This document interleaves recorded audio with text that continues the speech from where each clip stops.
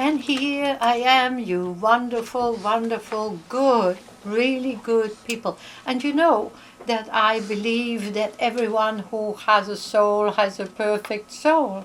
Because I believe Creator doesn't create any imperfect souls. Yes, there are those who have been influenced by negativity or negative experiences and dwell off a good path that was there at the day of birth or even before birth. Did you know that that perfect soul is already hanging around the mommy and the daddy 9 months before the body of the mother conceives? Interesting, isn't it? And also I was going to speak to you about that what's perfect. Here we have a perfect seed, beautiful and round seed. And so that tells you in this universe and many that we are attached to, womb affect all over the place, all perfect and all good beings. Well, you see, here we have a perfect little egg, a beautiful, perfect little quail egg. You see, so perfectly formed. Okay, a perfectly quail egg where there would have come some precious little life. And then we have here this wonderful fruit. It's called the persimmon. Beautiful in color. Of course, all of you know I love color because the soul vibrates and absorbs color. And the perfect soul that leaves the body, that is going to go because the time in this body is fulfilled, that perfect soul lets go. That perfect soul leaves this body, and sometimes it appears like this beautiful perfect light. Sometimes it appears like this if it is an evolved soul, a soul of knowledge.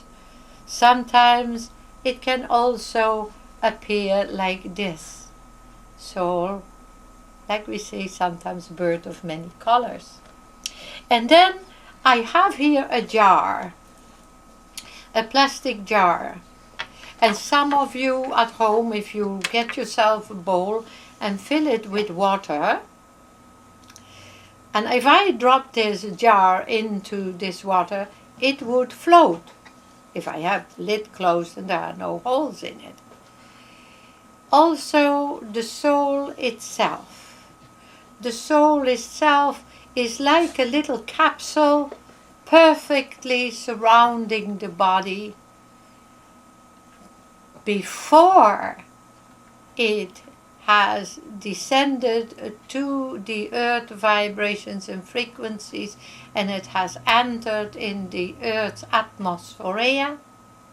Then we also know that this perfect soul, when the moment is right, it can compact itself and it then enters into the body of the mother as the father's fertilization then helps with the body of the mother to facilitate the shell, our physical shell as you see it.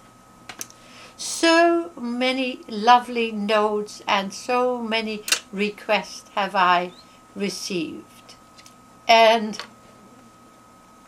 so many of you who are out there and who are out asking questions, I have said, yes, I will go there one more time to reach out to you because it is important. And the importance is this: your planet and all the planets in the universe are round. See, what I did for you, I took a piece of wire and stuck it through this apple.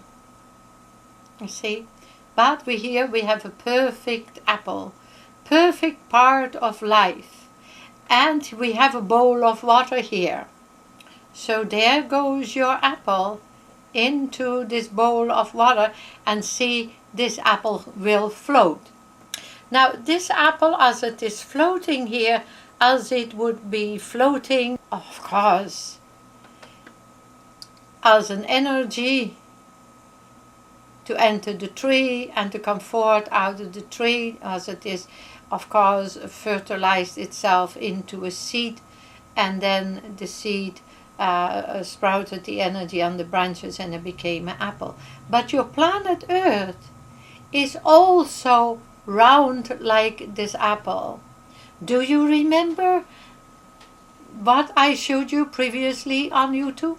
Now this apple has ice on it. What we did, we took this apple and put it in water, and then put it in the freezer compartment, and so it formed ice.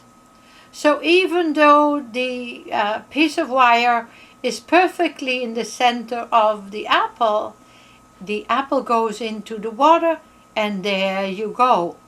The apple goes with the heavy part into the water. Can you see? The apple is floating with the icy side down into the water.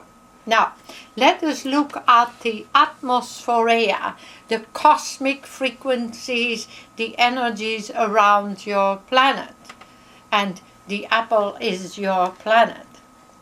As you are preparing to go closer and closer to this polar shift, and now you are sort of floating back and forward, rocking here and there in the atmosphere, in the universe, you are going to have parts of your planet that were warm are going to be cold or cooler. Parts that were cold or very cold, they are going to go and shift and go and become warmer. And so you can see what is happening today upon your planet. You know, I do not have much use for many of the scientists, really not. Because scientists seem to be like religion, selling you apples for oranges. And some of these apples are frozen, you can't eat. And some of these apples are too sour or too bad to put your teeth in.